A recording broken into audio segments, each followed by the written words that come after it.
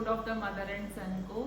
आज मैं आपसे बात करने वाली हूँ होम लोन पर। होम लोन पर बात जो मैं कर रही हूँ वो मेरी सारी बातचीत पर्सनल एक्सपीरियंस पर आधारित होगी। इसमें आप चाहो तो गूगल कर सकते हो, आप चाहो तो बैंक में जाकर डायरेक्ट पता कर सकते हो, विद परसेंटेज आपको सारी इन्फॉर्मेशन मिल जाएगी। लेकिन ये वीडियो मैं इस तरीके से बना रही हूँ जैसे कि मैं आपकी जगह हूँ। तो हम क्या चाहते हैं, जब भी हमारा लोन लेने का प्लान होता है, माइंड मेकअप कर रहे होते हैं हम, तो हमें लगता है कि एक कोई ऐसा हमें मिल जाए जो कि हमें पर्सनल एक्सपीरियंस से बता सके कि लोन लेने में क्या तरीका रहता है, लोन लेना फायदे में रहता भी है या नहीं रहता है। इस तरीके के कुछ एक सवाल होते हैं जो बैंक में जाकर तो वो हमें इन्फॉर्मेशन देंगे ही, गूगल पर हमें पता लग ही जाएगा। लेकिन इसीलिए मैं आज ये वीडियो बना रही हूँ कि आपके साथ मैं हर चीज़ पर्सनल एक्सपीरियंस पे आपके साथ शेयर कर सकूँ। और इसके बाद अगर आप चाहेंगे तो जो चीज़ मैं बोलना भूल जाऊंगी या छूट जाएगी या कोई ऐसी चीज़ें जो आप और जानना चाहते होंगे तो आप मुझे कमेंट में लिख के ज़रूर पूछना। अगर मुझे उसकी नॉलेज होगी तो मैं आपके साथ ज़रूर शेयर करूँगी। क्योंकि जब हम खुद कोई चीज़ कर लेते हैं ना तो उस टॉपिक पे हम ज़्यादा कॉन्फिडेंस से बोल पाते हैं, क्योंकि वो हमारा एक्सपीरियंस होता है। तो इसी तरीके से मैं ये वीडियो बना रही हूँ। मैं चाहूँगी आप इसको लास्ट तक देखना। अगर आपको कहीं से लोन वगैरह लेना है तो आपके काम आ जाएगी, नहीं लेना तो एक नॉलेज की तरह आप इस वीडियो को देख सकते हो। और आई होप आपको मज़ा आएगा देखकर। तो मैं बताती हूँ आपको कि होम लोन अगर हमें लेना है तो होम लोन होता है दो तरीके का। एक होता है लोन जिस मकान में हम रह रहे हैं उस पर ले सकते हैं, उसको बोलते हैं लैब, लोन अगेंस्ट प्रॉपर्टी। एक दूसरा लोन होता है जो कि हमें नई प्रॉपर्टी खरीदनी है उसके लिए। तो ये अलग अलग तरीके से चलता है। मैं इन्हीं लोन्स के बारे में आपसे बात कर रही हूँ। वैसे तो लोन बहुत तरह के आजकल चले हुए हैं, हमारी सुविधा के लिए अलग अलग डिपार्टमेंट्स ने चलाए हुए हैं। होम लोन कुछ अलग अलग तरह के होते हैं, तो ये वीडियो पार्ट्स में बनेगी। आज पहले पार्ट में मैं बता रही हूँ आपको लैब के बारे में, लोन अगेंस्ट प्रॉपर्टी। जो प्रॉपर्टी है हमारे पास, चाहे हम उसमें रहते हैं या उसमें हमने टेनेंट रखे हैं, उन पर हम लोन लेते हैं बैंक से। लेकिन वो लोन का पैसा हम कहाँ यूज़ करेंगे इससे बैंक को कोई मतलब नहीं होता है। तो इसके लिए हम सबसे पहले बैंक जाते हैं, उनसे सारी चीज़ें समझते हैं, परसेंटेज समझते हैं कि और हमें जितना हमारी मंथली इनकम है उसका आधा तकरीबन, हर बैंक का अपना अपना रूल होता है, सिस्टम होता है। अदरवाइज हमारी मंथली इनकम का आधा लेकिन लाखों में मिल जाता है। तो अगर हम 50,000 का एग्जाम्पल ले लें कि 50,000 मेरी मंथली इनकम है, तो मुझे 20 से 25 लाख या 22 से 25 लाख के बीच का लोन आराम से मिल जाएगा। और उसके अलावा पेंशन लेने वाले लोग भी लोन ले सकते हैं, बिजनेस करने वाले लोग भी लोन ले सकते हैं, ऐसा कुछ नहीं फर्क पड़ता। ये चीज़ें बैंक वाले आपको ज़्यादा सही बता पाएंगे। और उसके बाद हम बैंक जाते हैं, हम फॉर्म भरते हैं। फॉर्म भरने में जो बैंक के एम्प्लॉयज़ हैं, स्पेशल लोन के लिए जो अप्लाइज अपॉइंट होते हैं, वो हेल्प करते हैं, वो भर देते हैं, क्योंकि थोड़ी टेक्निकल टर्म्स होती हैं उसमें जो सबको समझ नहीं भी आती।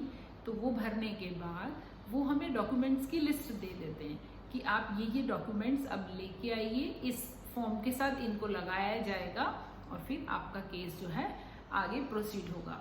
जिस दिन हमारे डॉक्यूमेंट्स जो उन्होंने हमें बताए थे, जिसमें कि होता है पैन कार्ड, आधार कार्ड, एक एड्रेस प्रूफ, जिसमें कि हम टेलीफोन का बिल दे सकते हैं, बिजली का बिल दे सकते हैं, गैस पाइपलाइन का बिल दे सकते हैं, और उसके अलावा हमारे उस मकान की रजिस्ट्री, जिसको कि कहीं कहीं सेल डीड भी कहते हैं, वो देना होता है।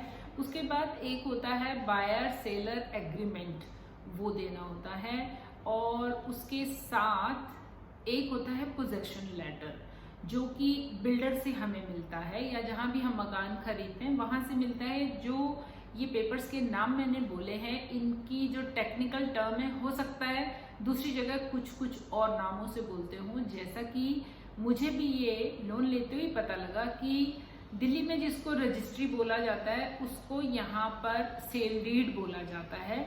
तो इस तरह से ये पेपर्स के नाम हो सकता है थोड़े बहुत बदले हुए भी हो सकते हैं, लेकिन बेसिक डॉक्यूमेंट्स यही चाहिए। और इसके साथ सबसे ज़्यादा ज़रूरी है 3 साल की हमारी ITR की प्रूफ, इनकम टैक्स रिटर्न जो हमने भरी है 3 साल का, उनको वो रिकॉर्ड बहुत ज़रूरी चाहिए होता है। और उसके अलावा हमारी सैलरी स्लिप, अगर पेंशनर है तो पेंशन स्लिप, ये चीज़ें हमें बैंक से मिल जाती हैं, ये देनी होती हैं।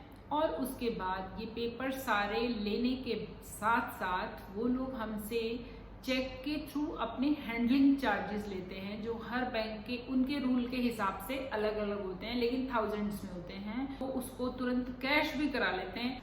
ये जो है एक बहुत ही ज़्यादा ज़रूरी पॉइंट था, क्योंकि हमें पता होना चाहिए कि उतने पैसे तो हमें बैंक में रखने ही रखने हैं, अदरवाइज शुरू में ही चेक बाउंस हो जाएगा और फिर जो है टाइम और ज़्यादा लगेगा, क्योंकि बैंक वाले हमेशा जितना टाइम बताते हैं उससे दुगना टाइम लेके हमें चलना चाहिए। इसलिए जब हमें पैसे की ज़रूरत है उससे पहले ही अगर हम प्लान करके लोन अप्लाई करें तो हमें हमेशा उस पैसे का पूरा फ़ायदा मिलेगा, क्योंकि इतने सारे डॉक्यूमेंट्स होते हैं जो हमें भी आदत नहीं होती है, लेकिन बैंक को तो प्रूफ पूरे चाहिए, क्योंकि वो हमें पैसा दे रहा है। और कोई भी चीज़ इतनी आसानी से नहीं होती है, तो डॉक्यूमेंटेशन हम जितनी पूरी करेंगे उतना जल्दी हमारा काम हो जाता है, लेकिन उसकी हमें नॉलेज नहीं होती, इसलिए टाइम ज़्यादा लगता है। और कभी कभी बैंक की तरफ से भी डिले हो जाता है, बीच में हॉलीडेज आ जाते हैं।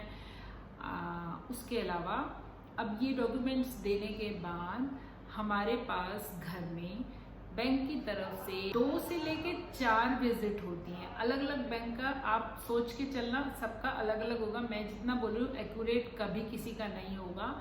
तो 3 विजिट हो सकती हैं, 4 विजिट हो सकती हैं। हमेशा अलग अलग लोग आएंगे, वो आपके घर आएंगे, देखेंगे घर की अलग अलग एंगल से 3-4 फोटोज लेंगे। बहुत जेंटल लोग होते हैं, वो वही ऑफिसर्स हैं वहाँ जो काम कर रहे हैं, वो आते हैं विजिट पर, घर की बाहर से फोटो भी लेंगे। तो आपको झिझकना, शर्माना नहीं है। या आपका नेबरहुड किस टाइप का है कि आप उनको जाहिर करना चाहते हैं या नहीं, तो उसके लिए आप मेंटली प्रिपेयर रहें। और एक छोटी सी टिप है कि आप उनके साथ अपना टाइम फिक्स कर सकते हैं, अपनी ये प्रॉब्लम उनके साथ शेयर करके, क्योंकि वो भी फैमिली वाले हैं, वो समझते हैं कि हर किसी से अपना लोन लेने का जो टॉपिक है वो डिस्कस नहीं करना चाहता। तो ये कोई घबराने डरने की बात नहीं है, क्योंकि मैं बहुत सारे ऐसे लोगों को जानती हूँ जो इसीलिए थोड़ा हेजिटेट करते हैं कि लोन लेना जो है वो एक थोड़ा सा पुअर होने की निशानी है, लेकिन ऐसा कुछ नहीं। इस पर भी मैं एक वीडियो अलग से बनाऊंगी कि लोन लेने के बेनिफिट क्या क्या रहते हैं।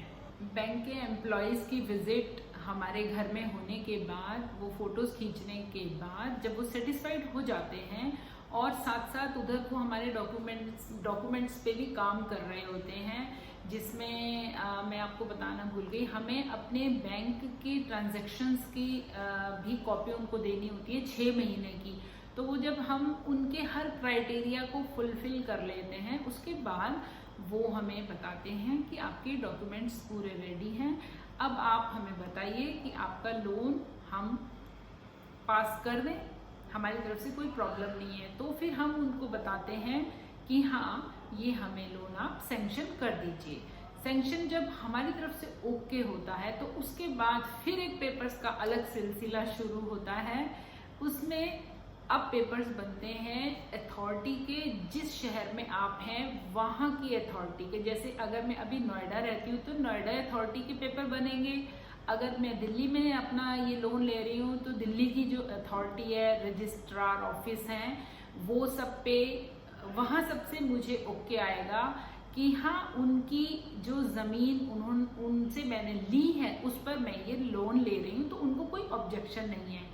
ऑब्जेक्शन इसमें किसी को कोई नहीं होता, लेकिन ये सारे जो गवर्नमेंट के काम है ये एक प्रोसेस से चलते हैं, इसलिए इनमें टाइम लगता है। और हैंडलिंग चार्जेस हर जगह लगेंगे, वो आप तैयार होके चलना। लोन लेने के लिए पहले कुछ हज़ार रुपये पहले ही अलग से रख लेना, लोन पास होने तक, अपने हाथ में पैसा आने तक। तो उसके बाद फिर ये पेपर्स का सिलसिला जो दूसरा शुरू होगा, इसमें हर शहर के हिसाब से टाइम है। जैसे कि 10 दिन तो आप मान के चलो, क्योंकि बीच में सैटरडे संडेज भी आ जाते हैं। उसके बाद जब ये पेपर्स तैयार हो जाते हैं तो फिर वो हमको जो होम लोन की बैंक की मेन ब्रांच है वहाँ पर बुलाते हैं। वहाँ पर हमें पूरी एक फाइल दी जाती है। जो ये हम बीच में कार्यवाहियाँ कर रहे थे, मैंने जो आपको बताई कि उनकी विजिट हुई, उस तरीके के उनकी तरफ से बहुत सारे पेपर्स तैयार होते हैं। उनको वो साइन कराते हैं हमसे, बहुत जगह साइन करने होते हैं और एड्रेस लिखना होता है अपना, फादर का नाम, हस्बैंड का नाम, मदर का नाम, जो भी हम यूज़ करते हैं वो सारी डिटेल्स वो उन डॉक्यूमेंट्स में ले लेते हैं। काफ़ी अच्छी खासी मोटी फाइल बनती है पूरी, तो वो हम तैयार करवा देते हैं, उनको साइन करके दे देते हैं। उसके बाद वहाँ पर फिर वो हमसे अलग से चेक लेते हैं ब्लैंक साइन किए हुए। वो इसलिए कि अगर हम पे नहीं कर पा रहे या हम कहीं बाहर हैं तो वो उन चेक के थ्रू हमारा पैसा हमारे बैंक से निकाल लेंगे, जिस बैंक को हम अटैच करवाएंगे लोन अप्लाई करते हुए। ये करने के बाद वहाँ से हमें पूरी एक रसीद मिलेगी उन डॉक्यूमेंट्स की जो हमने शुरू में लगाए थे, जो मैंने आपको लिस्ट बताई है, जिसमें कि registry, sale deed, possession letter, वो वाले जो डॉक्यूमेंट्स हैं ये वो ओरिजिनल ले लेंगे, पैन कार्ड, आधार कार्ड, फोटोकॉपी ले लेंगे। तो ये सारा एक सेट बनाकर जो मतलब हमारे मकान के असली प्रूफ हैं वो सारे वो रख लेंगे, और जो फोटोकॉपीज़ हैं वो तो हैं ही उनके पास। उसके बाद वो हमें एक रसीद देंगे, प्रॉपर उसमें लिस्ट होगी कि हमने जो उनको अपने मकान के ओरिजिनल डॉक्यूमेंट्स दिए हैं वो क्या हैं, वो उनके पास रख लिए गए हैं। और उसके बाद हमें वो कुछ नंबर्स देंगे या फिर वो खुद ही जो है हमारे लोन पास का पूरा एकदम क्लियर कर देंगे कि हाँ इनका एकदम सब कुछ तैयार है, पेपर्स वगैरह सारे देख लिए गए हैं, और 2 फोटोज़ भी वो हमारे उस समय लेते हैं। तो वो लेने के बाद हमारे बैंक में जिसमें भी हम चाहते हैं, जो हमने वहाँ लिंक कराया जिसके कि हम उनको चेक दे रहे हैं, वो वाले बैंक में वो पैसा ट्रांसफ़र हो जाएगा। फिर हम चाहें उस पैसे को किसी भी तरह से यूज़ कर सकते हैं। तो ये थी ये वीडियो लोन अगेंस्ट प्रॉपर्टी। ये बहुत काम का होता है। मैंने बताया कि मैं इस पर एक वीडियो फिर कभी अलग से बनाऊंगी, तो अब मैं बनाऊंगी इसका सेकंड पार्ट, जिसमें कि मैं बताऊंगी कि अगर हम मकान प्रॉपर्टी नहीं खरीद रहे हैं तो उस पर हमें जो लोन लेना है उसके लिए क्या करना होता है। तो आप वेट कीजिए, इस वीडियो को एंजॉय कीजिए और मुझे बताइए कि आपको ये वीडियो कैसी लगी है। तो सेकंड पार्ट के लिए कीजिए इंतज़ार। तब तक के लिए हमारे चैनल को सब्सक्राइब कर लीजिए, इस वीडियो को शेयर कर लीजिए और कमेंट ज़रूर कीजिएगा।